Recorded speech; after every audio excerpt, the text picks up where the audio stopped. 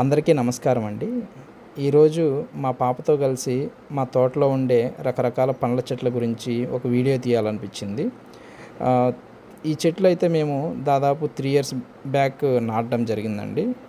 ఇక్కడ నేరేడు, పనస, జామ, సీతాఫలం, రామఫలం, ముంతమామిడి, వాటర్ యాపిల్, దానిమ్మ, అంజీర, ఉసిరి ఇలా రకరకాల పండ్ల చెట్లు అయితే ఉన్నాయండి. దాదాపు 15 రకాల పండ్ల చెట్లు ఇక్కడ ఉన్నాయండి.